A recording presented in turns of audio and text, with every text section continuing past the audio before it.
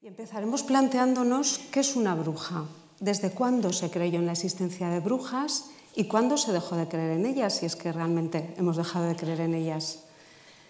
Hoy en día asociamos esta figura más bien a un personaje de cuento, como esta bruja mala del oeste, del Mago de Oz, pero sin embargo lo primero que les sugeriría la figura de la bruja a nuestros abuelos y más bien bisabuelos sería quizá la imagen de una mujer conocida, de edad avanzada, con bastante genio, quizá resentida, envidiosa, vengativa, en cualquier caso un tipo de persona con la que habría que andarse con cuidado. Hubo una época, por tanto no tan lejana, en la que se creyó en la existencia de brujas reales. Esta tarde voy a intentar trazar una breve historia de ida y vuelta de cómo las brujas empezaron siendo consideradas personajes mitológicos, fantásticos, para transformarse más adelante en mujeres reales y cómo, a partir de cierto momento, pasaron a formar parte otra vez del imaginario popular, aunque considerablemente cambiadas. Y vamos a empezar entonces en la antigüedad clásica, en el mundo grecorromano, donde, aunque no se puede hablar de la existencia de brujas propiamente dichas, sí que al menos podemos hablar de magia. Pero lo primero que hay que entender es que la magia y la religión en el mundo grecorromano estaban completamente interconectadas, no se podrían distinguir. Habría un tipo de magia benéfica para la que trabajarían los sacerdotes de determinadas divinidades que se supondría que sería para buenos fines, como provocar la lluvia en tiempos de sequía, etc. Pero también había un tipo de magia maléfica, en principio ilegítima, prohibida, que sin embargo convivía con la religión hasta el punto de que había determinadas divinidades que estaban completamente relacionadas con esta magia maléfica. Estas divinidades eran femeninas, representaban a la noche y de alguna manera a la muerte. Una de ellas sería Selene, la diosa de la luna, hermana del sol. Otra sería Hécate, diosa de los muertos, porque se suponía que era la guía que les acompañaba al más allá, y por tanto sería una diosa de las fronteras, de los espacios liminales, de las encrucijadas, por eso aparece aquí la triple Hécate, como puede elegir tres caminos.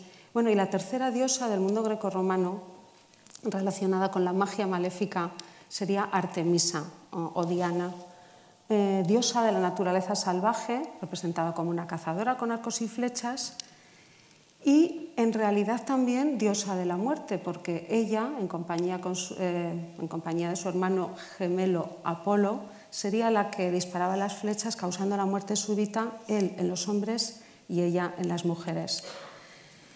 Pero poco a poco, como pasa muchas veces, la figura de estas tres diosas se fueron asociando, se fue integrando, hasta el punto de que al final, en época helenística, Diana, la más famosa, fue adoptando los atributos de las otras dos.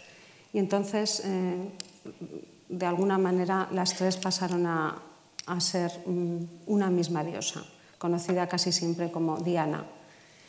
Pero aparte de estas tres diosas, para conformar el estereotipo de la bruja, porque vamos a ello, fueron muy importantes también otras criaturas semidivinas, híbridas, entre lo humano y lo animal, que se inspiraron en ciertas aves rapaces nocturnas, como el búho o la lechuza, porque volaban de noche, como estas divinidades, y que tendrían, uno de sus rasgos característicos que las hacía muy inquietantes sería que tendrían una mirada penetrante, casi humana, semihumana. Un ejemplo de estas criaturas mitológicas, malvadas, son las arpías. De las arpías, que tendrían en teoría la cabeza de mujer, a veces también el busto, como en esta imagen, otras veces la cabeza de mujer y el cuerpo de ave. En realidad estaban muy relacionadas con las sirenas. Como ya nos dijo el otro día el profesor Carlos García Gual, se confundían las arpías y las sirenas, aunque en teoría las arpías serían más malvadas por sus garras que con las que agarraban, con las que raptaban, ¿no? Aquí tenemos otra ilustración del siglo XVII, o sea, el recorrido de las arpías, como de todas estas figuras mitológicas, es muy largo. Y junto con las arpías, aunque podrían citarse muchos otros seres mitológicos, otro caso de ser que influyó mucho en la configuración del estereotipo de la bruja es la lamia, las lamias. Las lamias, bueno, habría una larga historia detrás de ellas, pero vamos a quedarnos con la idea de que eran una figura mitológica que de lo que más se ocupaba era de raptar a criaturas. También iban a por los hombres. Y se representaron de muchas maneras, no así como las arpías. Las lamias, pues hay casos de lamias que son representadas como esta lamia en forma de cuadrúpedo, pero eso sí, por lo general se representaban con cuerpo de mujer y cola de... con cabeza de mujer, perdón, y cuerpo de ave, y a veces con cabeza y cuerpo de mujer y cola de serpiente o de dragón, con lo cual también están muy cerca de esas hadas como Melusina, de la que nos hablaba el otro día Victoria Cirlot. En cualquier caso, volviendo al tema del vuelo del mal, que es el que da título a esta charla, lo que quiero subrayar ahora es que todas estas divinidades, tanto las divinidades principales como estos genios femeninos híbridos, aquí tenemos, nos he enseñado esta imagen de lamias con esa cola de serpiente o dragón que van a por un hombre. Y aquí otra de una lamia que iría a por una criatura, de hecho se la está llevando. Todas estas divinidades, tanto las divinidades principales como estos genios femeninos híbridos, se decía que atravesaban el cielo por la noche, guiadas por Diana cazadora, esa Diana Hécate Selene, en compañía de los espíritus de los muertos para cazar nuevas presas. Este mito del desfile o procesión de fantasmas que volaban por los cielos ataviados de cazadores a lomos de monstruos y que anunciaban la muerte de alguien se manifestó en el folclore europeo desde la Edad Media, adoptando formas diferentes según las regiones. No hay muchas imágenes de este cortejo de los muertos, esta cacería salvaje, también denominada hueste antigua. Hay una palabra en castellano que es estantigua, que se refiere a esta procesión, a este desfile de muertos liderados por Diana. Pero bueno, podemos mostrar una imagen ya del siglo XIX, bueno, antes una imagen de Lucas Cranach, esta melancolía de Lucas Cranach, en la que en la ventana podemos ver un poquito de este desfile de muertos, como aquí lo podemos ver en más detalle. Como decía, son pocas las imágenes de este mito. Sí, en el XIX hay un cuadro titulado así, La cacería salvaje, en el que se representa este cortejo de fantasmas, de mujeres malvadas, liderado por el dios Odín. Pues en cada región se suponía que, aparte de Diana, que sería la diosa principal, se incluían determinadas figuras de la mitología de cada región. Pues, por ejemplo, en Inglaterra, pues, el protagonista sería el rey Arturo. En Alemania, la diosa Frigga. En Escandinavia, como vemos aquí, Odín. En Cataluña, el conde Arnau, por ejemplo. Este mito de los fantasmas cazadores, de hecho, se iba transformando, como es natural, y se fue transformando a lo largo de la Edad Media, incluyendo diferentes figuras maléficas que iban incorporándose al cortejo. Un personaje que se hizo muy popular, por ejemplo, fue Herodías, la malvada madre que habría obligado a su hija Salomé a pedir la cabeza de San Juan Bautista para vengarse del profeta. Según algunas leyendas medievales, Herodías, Salomé, porque al final acababan identificándose la madre y la hija en un solo personaje, se habría unido al cortejo de Diana, pues cuando ella iba a darle un beso a la cabeza cortada del Bautista, el profeta habría soplado y la habría enviado a vagar eternamente por el cielo como alma condenada. En realidad, este mito del vuelo nocturno de los fantasmas cazadores se mantuvo hasta bien entrado el siglo XX, y un buen ejemplo es la leyenda en la que se basa La carreta fantasma, una película que pudimos ver aquí proyectada hace unos días. Una película de Victor Håström sobre el espíritu de un muerto que durante un año le tocaba encargarse de conducir la carreta. Hay aquí un fotograma de esta película. Y es que en realidad en muchas zonas del norte de España, por ejemplo, el mito ha perdurado hasta hace muy poco con el nombre de Santa Compaña o Hueste de las Ánimas, esa comitiva de almas en pena, que se aparecerían sobre todo en la Noche de Difuntos, tal y como plasmaría Becker en su famosa leyenda, El Monte de las Ánimas. Pero lo que quiero subrayar esta tarde es que durante la Edad Media todas estas figuras voladoras y malvadas se consideraban imaginarias, o al menos espíritus de los muertos, y que la propia Iglesia defendía que todo esto era una fantasía, por lo que creer en esto era considerado un pecado. Qué curioso. Andando el tiempo, en el siglo XV se iba a decir lo contrario, que lo que sería pecado sería lo contrario, no creer en ello, y así se siguió muchos siglos después.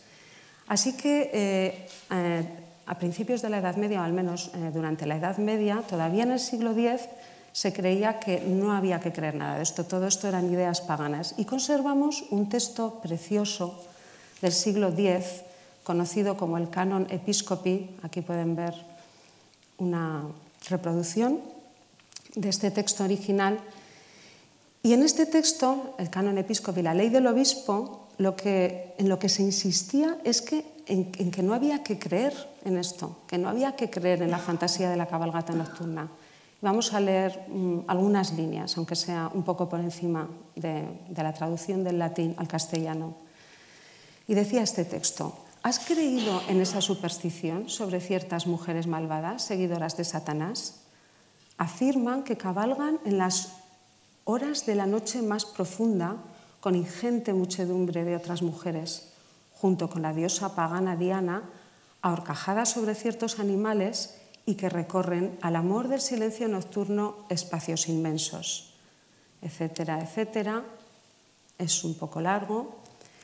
Debe decirse, concluía por tanto, con toda claridad que quien crea tales cosas peca contra la fe. Bueno, y de la misma manera que creer en ese desfile bueno nocturno de estas mujeres malvadas se consideraba una fantasía e incluso un pecado, asimismo se consideraba otra fantasía la idea de la transformación o metamorfosis de ciertas personas en animales. Por ejemplo, la historia de la maga Circe de la Odisea, que habría transformado a los compañeros de Ulises en cerdos, otra imagen más tardía. O la historia de la hechicera Pánfila del asno de oro de Apuleyo, que se transformaría a sí misma adoptando la forma de un búho, esos búhos que veíamos al principio cuando así lo deseaba y salía por la ventana volando. Aquí tenemos una ilustración de esta hechicera en el momento de transformarse en búho del genial artista Quentin Blake. Pues es un tema que atrae mucho en la cultura contemporánea. Hay otro ilustrador contemporáneo que colaboró con Fellini y con Almodóvar y que se considera maestro indiscutible del cómic erótico actual, que es Milo Manara, que también ha representado esta transformación de la hechicera Pánfila, como pueden ver aquí. Pero en cualquier caso, durante la Edad Media, vamos otra vez hacia atrás, esto eran todo ejemplos de creencias paganas. Lo que predominaba era el escepticismo, llámese racionalismo, o la clara separación entre la fantasía y la realidad. Y esto fue así al menos hasta el siglo XIII. A partir de ese momento tenemos que hablar de un antes y de un después. Pues a partir de esa época, más o menos, y hasta el siglo XV, de forma progresiva pero imparable, todas esas fantasías de las que hemos hablado empezaron a atribuirse a mujeres reales, de carne y hueso, a quienes llegó a acusarse no solo de volar por los aires o de transformarse en animales, sino de cometer las mayores atrocidades que se puedan imaginar. Podemos preguntarnos por qué este cambio que estaba ocurriendo en la Europa del siglo XIII. El motivo que inició toda esta locura fue la persecución de una serie de herejías dualistas o maniqueas procedentes de Bizancio, entre las que destacó una, la de los cátaros o albigenses, que se hizo muy popular y poderosa en el sur de Francia, en torno a Toulouse, esta zona que tenemos marcada en rojo. Tan popular se hizo esta herejía que fue apoyada por algunos señores feudales e incluso llegó a tener obispos propios, constituyendo una iglesia aparte de la romana. Con lo cual, sucesivos papas reaccionaron, primero convocando una cruzada contra los albigenses, luego pidiendo la pena de muerte para ellos y finalmente nombrando inquisidores especiales, es decir, investigadores, con lo que se fundó la Inquisición medieval. Posteriormente, otros herejes, como los valdenses de Lyon, con doctrinas similares a las de los cátaros, se extenderían por el sur de Francia, norte de Italia y por otras regiones de Europa. Y digo esto porque, en principio, la brujería no tendría, en principio, nada que ver con estas herejías, pero sí que acabó asociándose a ellas. Y es que tanto a estos herejes, de los que he mencionado, como a las brujas, se les acusó de las abominaciones más viles: adoración del demonio en forma de macho cabrío, orgías sexuales, asesinato de niños e incluso canibalismo, como había ocurrido a lo largo de la historia, bueno, ya desde el Imperio Romano, cuando se les acusaba de estas cosas a los cristianos.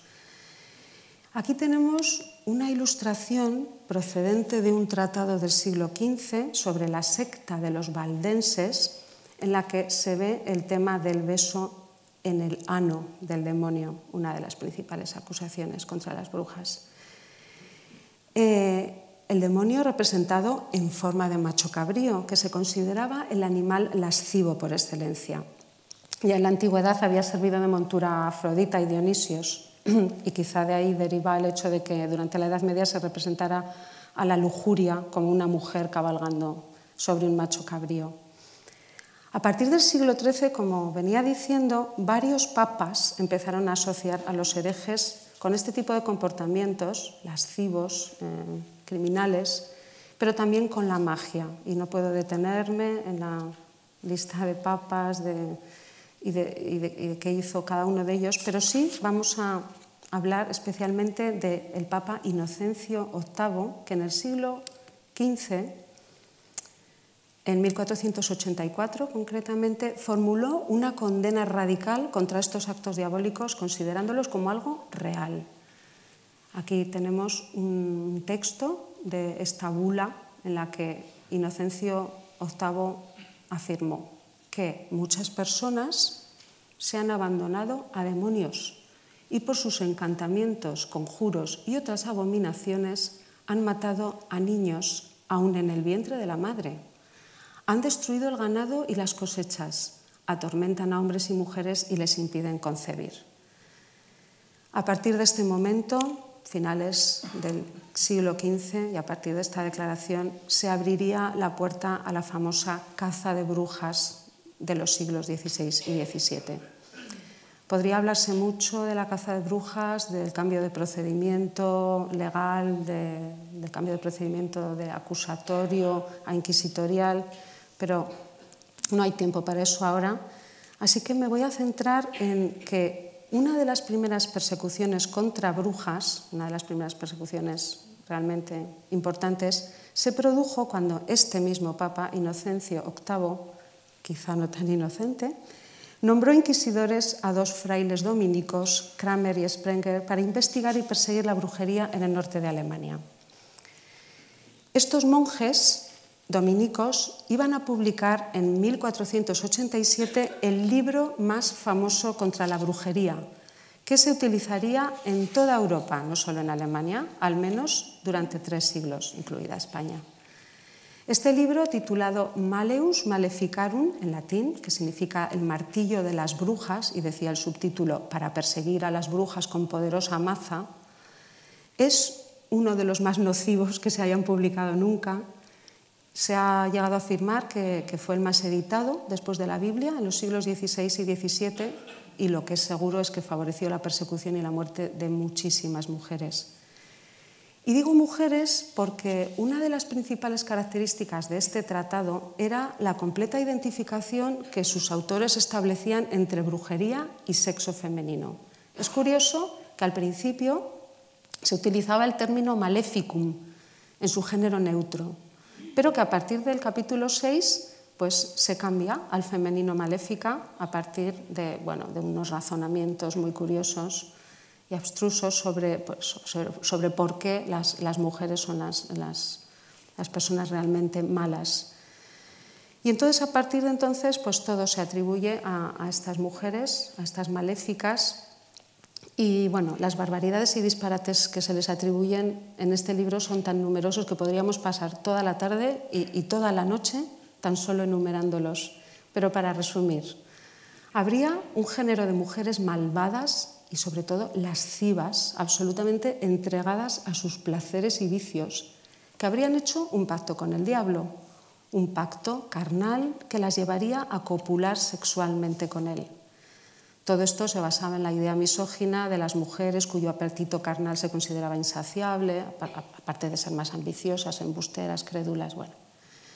Según los autores de este libro, y no es broma lo que estoy contando, los principales crímenes de las brujas consistirían en causar las peores desgracias imaginables. En aquella época podemos imaginar que serían asuntos relacionados con la fertilidad de la naturaleza, es decir, pues causar tormentas, mal tiempo, arruinar las cosechas, y con la fecundidad de las mujeres. Entonces, claro, pues los autores del tratado decían que las brujas causan, pues para ir en contra de la fecundidad, primero impotencia en los hombres, si no funciona, esterilidad en las mujeres, si no funciona, abortos, y si ya nace la criatura, pues muerte, matar a las criaturas. Poco después de nacer, las brujas los matarían e incluso se los comerían.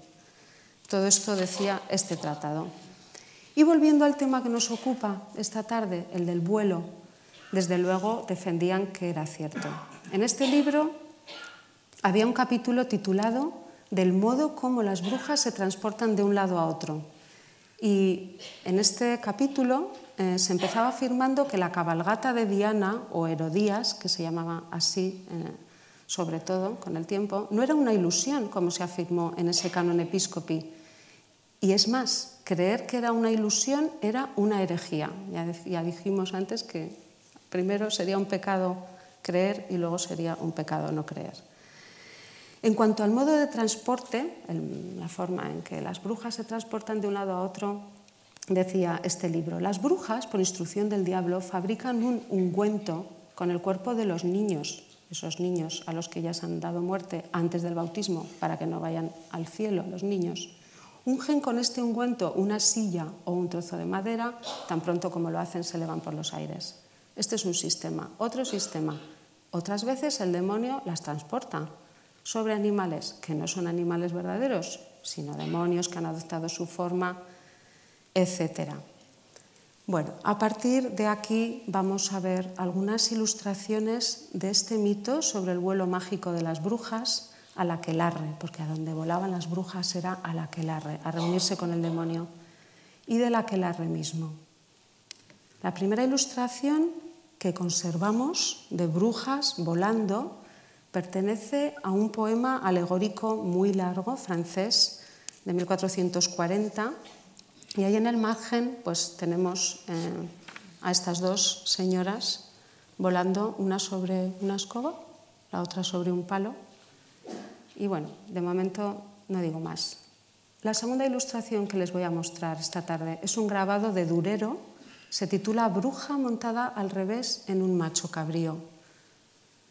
Este grabado representa ese mundo al revés de las brujas. De hecho, la bruja desnuda vuela montada al revés y su pelo va en la dirección contraria al viento. Hasta el monograma de Durero, ahí abajo, está al revés. Y esa sexualidad desordenada de las brujas se expresa en este caso en ese uso de hilar, el uso símbolo del trabajo de la mujer, que aquí pues, haría las funciones de falo. También en ese hecho de agarrar al macho cabrío por los fálicos cuernos, etc. Pero todavía más extrema es la asociación de las brujas con el exceso sexual en esta ilustración. Ejemplo máximo de lo que venimos diciendo, una bruja cabalgando sobre un monstruo fálico. Dos versiones, hechas por el mismo artista en 1530, Francesco Macciola, el parmigianino. En la versión de la izquierda vemos ese monstruo falo y vemos detrás un animal con cuerpo de león y cabeza de cabra que está ahí como preparándose para volar. La bruja en este caso va vestida, no es necesario acentuar la asociación con la sexualidad, y lleva también un uso, ese símbolo del trabajo de la mujer, pero también del destino. Y en la parte de la derecha, bueno, pues el monstruo fálico se ha transformado directamente en un falo, donde ella va a volar. Otra ilustración, aquí tenemos un detalle de una bruja sobre una escoba que pertenece a un grabado de Bruegel de 1565, un grabado mucho más amplio, y aquí vemos el grabado completo. Y en este grabado no me puedo detener a comentar el sentido del grabado, pero sí a señalar que hay varias brujas, al menos 5 están volando. Tenemos ahí, arriba a la izquierda, 2 de ellas desnudas volando en monstruos, dragones. Esta no sería considerada bruja, sino que sería la lucha del bien y del mal. Tenemos otra aquí, arriba a la derecha, montada en un macho cabrío, volvemos al macho cabrío. Otra que está con la escoba, que es la que hemos visto al principio, subiendo por la chimenea, y otra saliendo. Otra con un cedazo que está causando esta terrible tormenta y está causando la esterilidad de este árbol. Bueno, quizá yo digo que a lo mejor podría ser una bruja este gatito, porque si se metamorfoseaban en gatos, pero bueno, es un poco de broma. En cualquier caso, el vuelo de las brujas. Ahí tenemos a todas ellas volando, y el vuelo pues sería a un lugar que sería el lugar del aquelarre, el lugar de la reunión con el demonio, que por asociación con los ritos de los judíos en Europa en general se llamó Sabbat, el Sabbat de las brujas, aunque en España lo conocemos más bien como el aquelarre, que en vasco significa prado del macho cabrío. En este encuentro imaginario con el diablo, en este aquelarre, lo que se describía en realidad sería el revés de la liturgia cristiana. No en vano es un mito inventado por los teólogos o construido por los teólogos, aunque incluyera tradiciones populares como las de la cacería salvaje o el desfile nocturno de fantasmas. Entonces, el Sabbat, el aquelarre, lo que representaría sería el ejemplo máximo del mundo al revés. Se suponía que en el Sabbat o aquelarre, en vez de unciones sagradas, ese sacramento de la extrema unción, pues las brujas se untarían, son 2 tipos de untos. En vez de bautismo, pues harían un pacto demoníaco. En vez de bautizar a los niños para que se salvaran, pues los matarían y se los comerían para que no accedieran al cielo. En vez de un trono de Dios, trono del diablo. Si en la Iglesia Católica los fieles besan el pie del Papa y la mano del obispo, pues aquí besarían el ano del diablo, etc. Es decir, el aquelarre no solo era algo fantástico, sino una anti-alegoría, podríamos decir. Y vamos a ver algunas ilustraciones de aquelarre de esta época. La primera sería esta ilustración de este artista alemán Hans Baldung Grien, el Sabbat de las brujas, de 1510, donde vemos en un bosque sombrío a 3 mujeres jóvenes y una anciana, bueno, que estaría en el centro. Aquí estaría la anciana, las 3 mujeres serían estas 2, y la que está volando, que todas desnudas, que están preparando un ungüento mágico que provocará terribles tormentas. Y todo está lleno de símbolos sexuales, desde el macho cabrío, sobre el que vuela una de las jóvenes, que lleva un caldero con un palo ahorquillado, o, bueno, lo que es el colmo es que el plato que eleva la bruja que está en el centro lleva ahí un ave satánica que en realidad se está cocinando con el calor que emiten los genitales del macho cabrío, que de hecho hay una antorcha que se está encendiendo con ese mismo calor. Y luego, bueno, la cuestión de las salchichas aquí que están preparando deliberadamente fálicas. Otra ilustración sobre este aquelarre, que ya no es solo preparación, sino en donde vemos a la preparación por un lado, pero también a las brujas ya volando para destruir la ciudad, que se ve al fondo, abajo a la izquierda. Del caldero sale un humo que provocará terribles tormentas. Y un detalle curioso, esta bruja obesa que nos da la espalda aquí en primer término está dándole vueltas al ungüento en el caldero con un fémur, el hueso más largo del ser humano.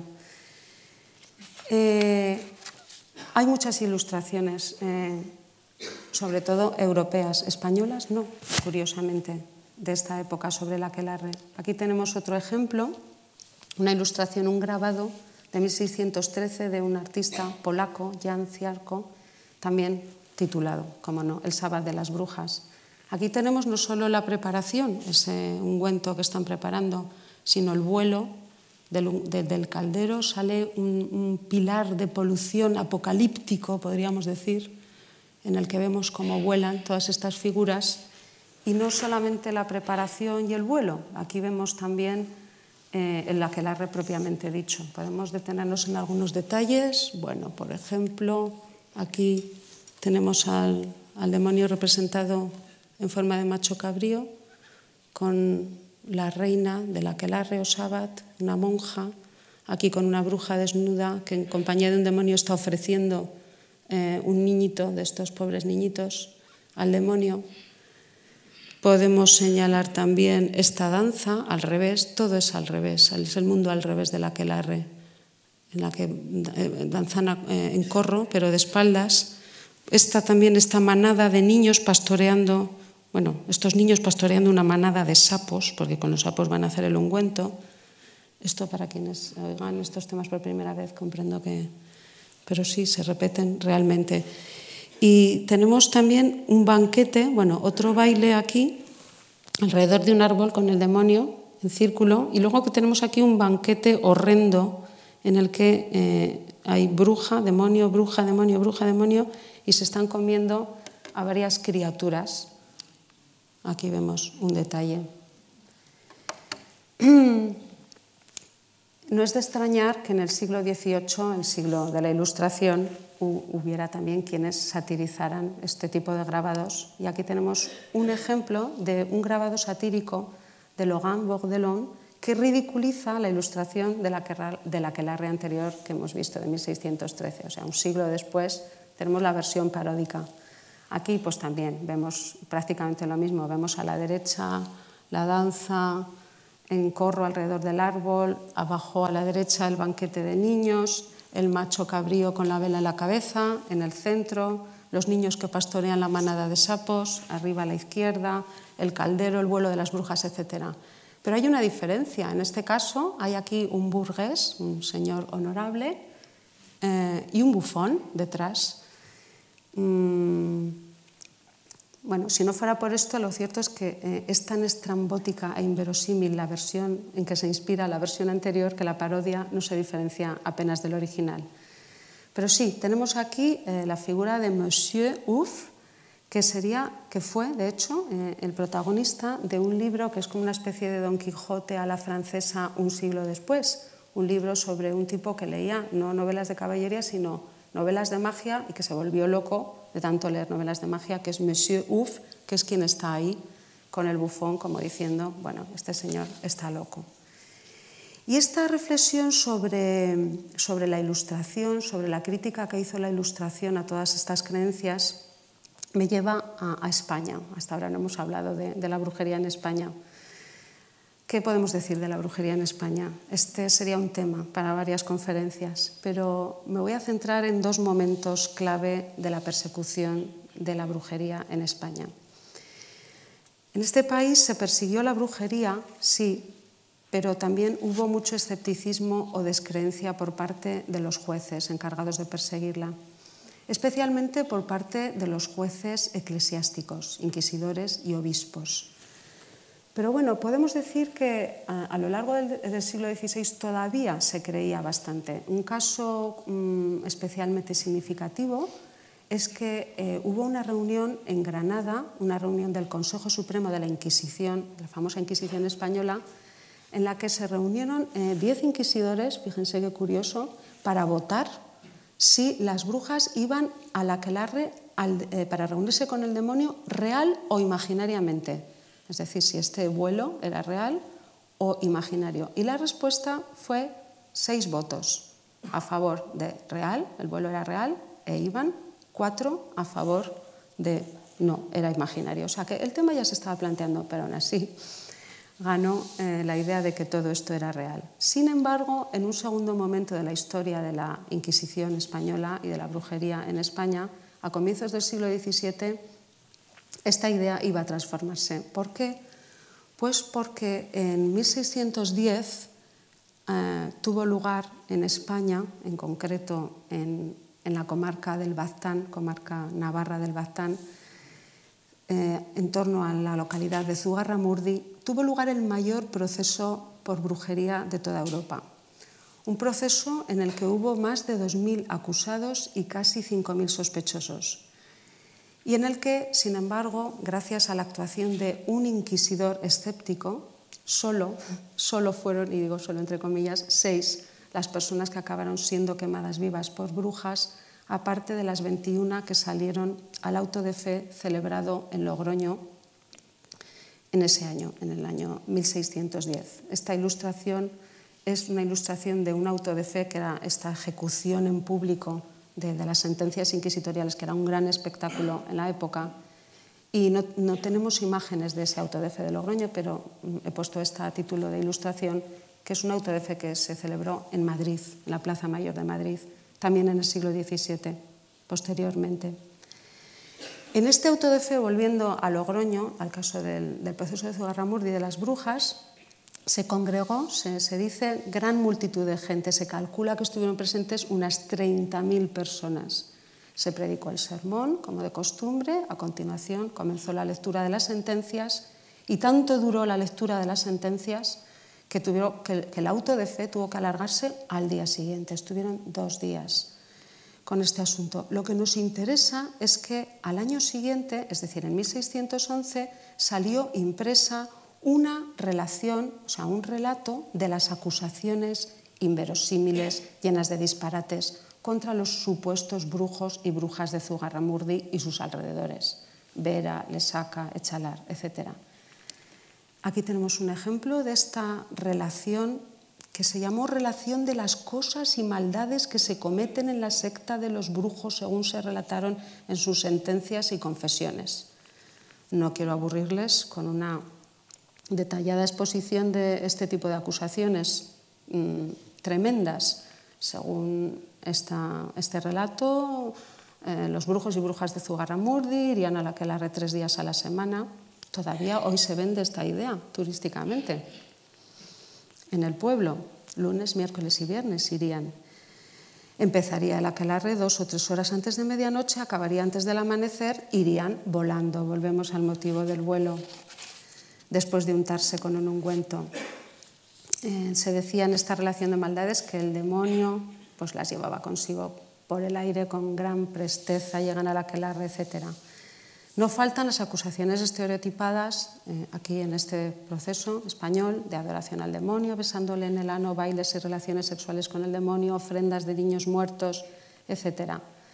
Sin embargo, tan disparatadas acusaciones ya tuvieron una reacción escéptica en el momento por parte de uno de los inquisidores encargados de juzgar el caso, quien, después de explicar que todo esto lo habían confesado, sí, estas pobres gentes, pero bajo tortura.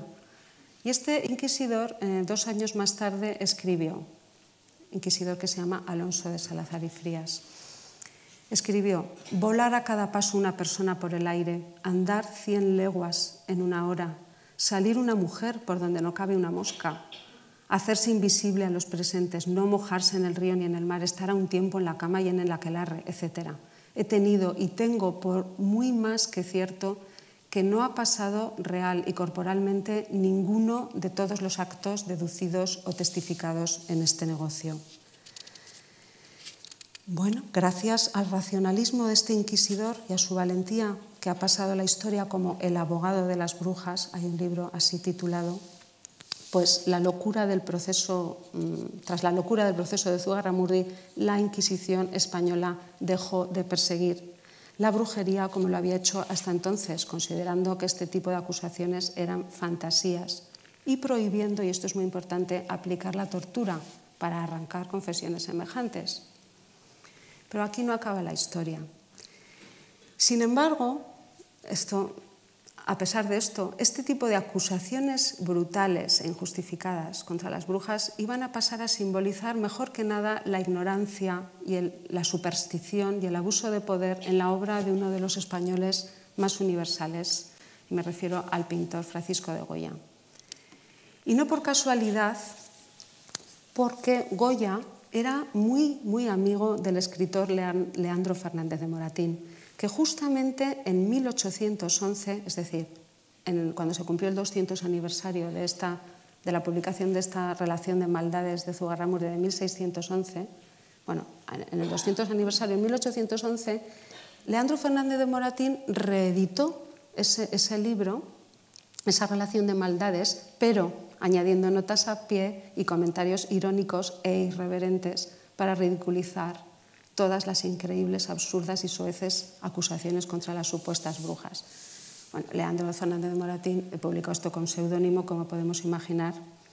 Bachiller Ginés de Posadilla se hizo llamar, porque era una época de conflicto. Bueno, en 1811 nos sonará que al año siguiente se aprobó la Constitución Liberal de 1812, pero todavía eran tiempos revueltos. Y es interesante, voy a mostrarles una nota de esas notas a pie de página de esa relación de maldades. Una de estas notas de Moratín decía Moratín, en tono burlón, en tono irónico, sarcástico: por estas burlas, o sea, por estas disparates, estas majaderías, por estas necedades, sí, pero condenó la Santa Inquisición de Logroño a 53 personas, a 5 estatuas y a 5 esqueletos. Cuando algunos de los acusados estaban muertos, pues los condenaban en estatua o muertos.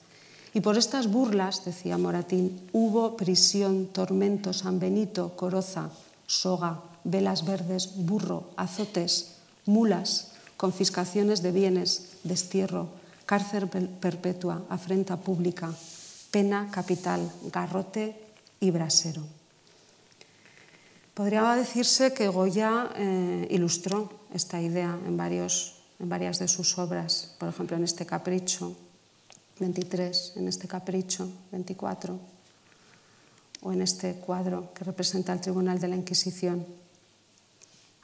No tenemos tiempo para entrar en un análisis detallado de la extensa obra de Goya dedicada a la brujería, todo eso que nos falta de representaciones de brujería, como hemos visto antes, que había en Europa en esa época, lo tenemos en la obra de Goya, pero ya desde un punto de vista irónico. Pero sí podemos hacer un recorrido rápido por el tema, al menos del vuelo del mal, para observar el escepticismo de Goya, su ironía y su profunda crítica de esa España oscurantista, ignorante y supersticiosa que todavía seguía apoyando este tipo de creencias a finales del siglo XVIII y principios del XIX, la época de Goya. Así que vamos a hacer un recorrido, aunque sea rápido, por algunas de las obras de Goya que representan al menos el vuelo de las brujas, como este cuadro titulado Vuelo de brujas, o este Capricho famoso titulado Linda Maestra, donde vemos a dos brujas que representan las dos figuras emblemáticas de la brujería, la joven seductora y la anciana decrépita, compartiendo vehículo, escoba en este caso, para volar al aquelarre. La asociación de la montura con la sexualidad se observaría en el cuidado puesto por el artista en la zona genital de la joven bruja que se sienta sobre la escoba con las piernas bien abiertas. Tenemos otros ejemplos de caprichos de Goya relacionados con el vuelo, como este aguarda que te unten, sería una sátira de ese supuesto ungüento con el que luego iban a volar al aquelarre. O este ensayos también sobre el unto para poder volar. Aquí vemos el macho cabrío, el gato, la calavera, no falta de nada. O este allá va eso, también sobre el vuelo, con la ayuda de escoba, una especie de escoba cepillo, así como moderno, y ese gato. Y aunque la mayoría de los grabados de Goya relativos al vuelo parecen inspirarse en esa narración del auto de fe de Logroño que su amigo Moratín había reeditado sobre las brujas de Zugarramurdi, Goya no se limita a esa asociación, sino que amplifica el significado del vuelo y lo traslada a otros ámbitos, como es el caso de este también bien famoso grabado, Volaverunt. Volaverunt, que significa literalmente volaron. En este caso, más que el tema de la brujería, parece que Goya habría utilizado ese motivo, pues quizá, no se sabe, se ha escrito muchísimo sobre este grabado, para representar a esta mujer joven que pudo ser la duquesa de Alba, de quien Goya pudo estar enamorado y con quien pudo haber tenido una relación sentimental, realmente no se sabe, pero se ha dicho que pudo ser una amarga crítica de amante despechado que dice, bueno, voló la mujer, voló su cariño, con esas alas de mariposa, de mujer inconstante y esas piernas abiertas. Bueno. Goya no se puede decir que estuviera obsesionado con el tema de las brujas, aunque casi podría afirmarse, y con el del vuelo, pero representó muchas veces este tema. Y, por ejemplo, aquí tenemos otro ejemplo de la caída, o sea, más que del vuelo, después del vuelo, la caída de estas brujas soberbias, lujuriosas, iracundas, reñidoras, están riñendo. Sería el tema del vuelo como elevación espiritual y la caída como resultado de miseria espiritual, la riña. Hay un cuaderno de los últimos cuadernos que se conservan de Goya, poco conocido, en el que vemos este dibujo que se llama Bajan riñendo, que después se tituló Visión de Bajar riñendo, en el que esta bruja anciana va tirándole los pelos a la joven. Y luego está, por contrapartida, este otro dibujo de Suben alegres, que expresaría el sentimiento contrario. Y Goya no solo retrató el vuelo, sino que también hizo dibujos y pinturas sobre el aquelarre, como bien sabemos. Por ejemplo, este Mucho hay que chupar, que se trataría pues, de los niños, de comer niños, de ofrecerlos al demonio, haciendo burla de esa relación de Zugarramurdi, en la que se decía que las brujas más ancianas, y cito literalmente, llevaban consigo cada una cestilla que tenía asa, aquí Goya ha dibujado incluso el asa, para traer al aquelarre cadáveres y comerlos en el banquete. Y también se decía que a los niños que son pequeños los chupan por el sieso y la natura. Otro cuadro en este caso de Goya, titulado El conjuro o las brujas, muchos cuadros de Goya tienen títulos diferentes, y aquí vemos una bruja que es medio ave, medio persona, volviendo al tema inicial, que baja de las nubes y que para señalar el comienzo de la ceremonia entrechoca dos tibias y que como se confunde con esos búhos que la rodean, pues sería como marcar el nexo entre lo fantástico y lo real. Y abajo pues vemos a un hombre que está asustado con esa mujer que va a por él, y luego cuatro mujeres horribles, una con un cesto de niños, otra leyendo en el libro mágico con esa especie de lámpara de vela, otra a la que dos murciélagos le están sujetando la capucha, metiendo una aguja en ese muñeco, y otra que se ha dicho que podría estar recitando un conjuro o un maleficio, no se sabe. Famosa pintura sobre el aquelarre de 1798, en la que este macho cabrío pues tiene forma como de bobalicón y está en cualquier caso aceptando esa ofrenda de niños. Y más famoso quizá todavía este otro aquelarre de 1800, bueno, de la época final de Goya, entre 1819 y 23, cuadro titulado Aquelarre o El Gran Cabrón, pintura negra en la Quinta del Sordo. Y voy acabando pensando en el tema de que, a pesar de las muchas representaciones de Goya del mundo de la brujería, resulta evidente su descreencia. Esto debe quedar muy claro, que expresó mediante el más profundo sarcasmo. Y en ese sentido me gustaría traer aquí unas líneas muy significativas con las que Goya terminaba una carta a su gran amigo zaragozano, Martín Zapater, en 1789. Aquí tenemos el privilegio de ver la escritura de Goya, de ver esta carta, y no la vamos a leer entera, pero sí vamos a fijarnos en esta línea en la que dice: ya, ni temo a brujas, duendes, fantasmas, valentones, gigantes, follones, malandrines, etc., ni ninguna clase de cuerpos temo, sino a los humanos, decía Goya. Y podemos preguntarnos, ¿acaso las brujas eran humanas? Empezábamos esta charla explicando cómo en un principio, al igual que las sirenas o las hadas, las brujas se interpretaron no como seres humanos, sino como seres mitológicos, diosas del mundo antiguo, como esta Hécate triple o diosa de las brujas, según un dibujo de William Blake, a quien se ha llegado a denominar el Goya inglés, por cierto. Y además es interesante que Goya también tenga otra versión de esta Hécate triple, que serían las moiras o parcas, las diosas del destino. Como sabemos, una hilaba la vida con un uso, aquí otra medía la vida, otra la cortaba. Aquí aparecen las tres y también un individuo en el centro a quien llevan las tres, el destino lo lleva y está con las manos a la espalda como maniatado, pues no puede elegir su destino.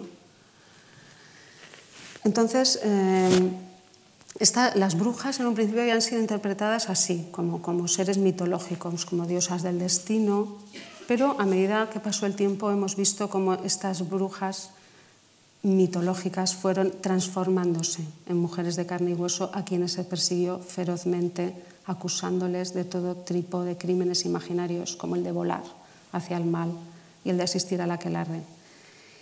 Y también podemos preguntarnos, y me pregunto yo aquí esta tarde, al igual que el vuelo, el propio concepto de mal, entendido desde un punto de vista moral, ¿no sería algo más bien imaginario?